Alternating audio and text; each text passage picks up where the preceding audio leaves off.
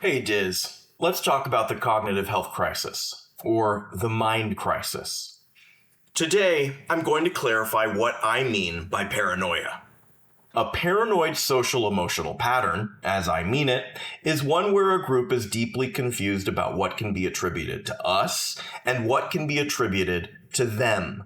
This is what happens to a group when it does not continuously revise its sense of reality. The more that new information is excluded or ignored, and the more a group clings to fixed perceptions, the less new information gets through and becomes incorporated into the group's social understanding. Over time, a paranoid group's perception of reality is increasingly dominated by internal emotional states. Fear, contempt, and disgust are prominent. A paranoid group is confused about psychological and social boundaries. All of us are subject to this phenomenon. The same mental mechanisms behind paranoia are critical to empathy. All of us must continuously revise our sense of reality, or we too will become increasingly vulnerable to paranoid mental states. And so, the mind crisis framework predicts that even when MAGA falls out of fashion, in 2 or 10 years, or whenever it becomes necessary to throw Trump under the bus as a failure, the mainstream ideology of this paranoid social-emotional pattern will reconfigure itself in such a way that Republican voters can avoid taking moral responsibility for their part in and resolve the cognitive dissonance that will result from that failure. Donald Trump has effectively ended the United States' run as a global hegemon that can kill and steal with impunity anywhere on Earth. U.S. citizens are about to experience a transition into being merely one global power out of a handful of global powers. The transition will mean less political influence, less dominance over the flow of critical resources, and less freedom for our political elites to start wars overseas without repercussions. For 75 years, no institution could meaningfully discipline the United States for engaging in overseas terrorism. That's going to change now.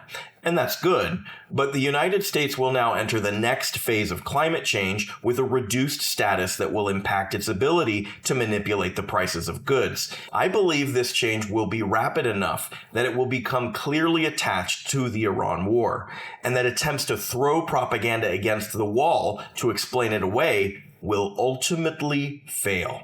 Enough Republicans will experience a cognitive dissonance between the fantasy that Trump was a competent statesman and the economic fallout they're going to know was a result of the Iran war.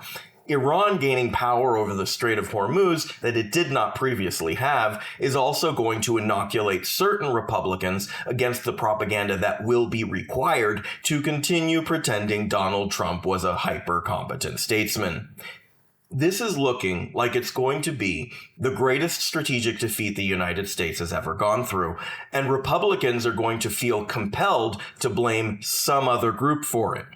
I think the Republican Party will start blaming Jews generally and Israel in particular. Today, the Republican Party is Israel's most important strategic partner, but Israel played a pivotal role in initiating a world historic strategic blunder that it too will be weakened by. The Republican Party will blame Israel and Jews for manipulating Trump into a world historic strategic blunder. This will conveniently absolve American military, industrial, and congressional leaders' roles and interests in encouraging President Trump to sneakily start a major war against Iran on February 28th. It will, by proxy, absolve everyone in the MAGA movement for their enthusiastic support of all of these American leaders, including and especially Trump, responsible for a world historic strategic failure. Whether they somehow continue believing in Trump or embrace an openly anti-Semitic ideology, as I predict, the reason I do not believe Republicans will accept responsibility for their failure is because of their paranoid, social, emotional pattern.